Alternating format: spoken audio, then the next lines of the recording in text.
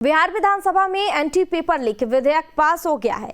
अब paper leak case में शामिल अपराधियों पर नॉन अवेलेबल धाराएं लगाई जाएंगी। इतना ही नहीं, 3 से 10 साल तक की सजा और 10 लाख से 1 लाख रुपए तक का जुर्माना लगेगा। यह कानून बिहार सरकार की ओर से ली जाने वाली सारी परीक्षाओं पर लागू होगा। दरअसल बिहार सरकार पेपर लीक को घोषित करने जा रही है और पेपर लीक करने वालों पर नॉन अवेलेबल धाराएं लगेगी। 3 से लेकर 10 साल तक की सजा होगी और 10 लाख से 1 करोड़ रुपए तक का जुर्माना लगेगा। बिहार विधानसभा का मॉनसून सत्र इस बार कई मायने में काफ़ी अहम नजर आया, क्योंकि एक तरफ जहां एंटी पेपर लीक कानून या प्रावधान जो है वो पारित हो गया, वहीं दूसरी तरफ विपक्ष का ही जोरदार हमला इस बार सदन में देखने को मिला। देखिए, एक तरफ जहां सरकार ने पहले ही कहा था कि एंटी पेपर लीक कानून जो है इस बार मॉनसून सत्र में लाया जाएगा और उसे पास कराया जाएगा।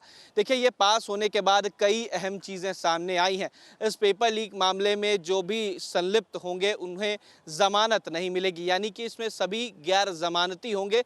इसके अलावा 50 लाख से लेकर 1 करोड़ तक का जुर्माना जो है वो भी देना होगा, क्योंकि बिहार में आए दिन ये तस्वीरें नजर आई हैं, चाहे वो नीट पेपर लीक मामला हो, शिक्षक भर्ती परीक्षा हो या बीपीएससी के द्वारा जो एग्जाम कंडक्ट किए गए हैं उसका हो। तमाम मामलों में है इस तरीके की संलिप्तता देखने को मिली है, जिसको लेकर सरकार ने इस बार मॉनसून सत्र में एंटी पेपर लीक मामले में बड़ी कह सकते हैं कि सफलता हासिल की है और इसका प्रावधान जो है ले आया है या इसको संविधान में ले आया गया है। इसके अलावा अगर बात की जाए विपक्ष की, तो विपक्ष ने लगातार सरकार की नीति पर सवाल खड़ा किया। देखिए, मॉनसून सत्र के तीसरे दिन आज विपक्ष ने बाइकआउट किया और साफ उनका कहना था कि जो बजट इस बार केंद्र सरकार का रहा है उसमें बिहार को जो अनुदान दिए गए हैं वो केवल एक झुनझुने के बराबर है, क्योंकि जिस एक्सप्रेसवे का जिक्र किया गया है ये पहले से बिहार को मिलना था। इसके अलावा जिस कॉरिडोर की बात की गई है ये वही कॉरिडोर है जो विष्णुपद मंदिर में बनाया जाएगा। गया का ऐतिहासिक विष्णुपद मंदिर है और इसका तर्ज जो होगा वो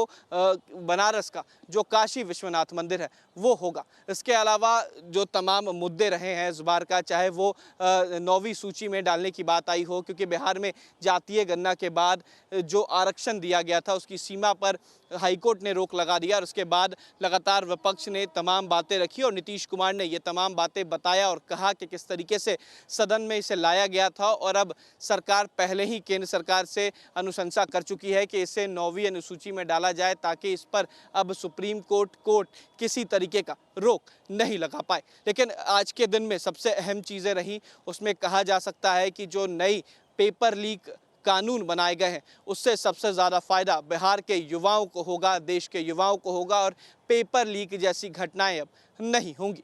वीडियो जर्नलिस्ट सत्येंद्र कुमार के साथ उत्कर्ष, न्यूज़ नेशन, पटना।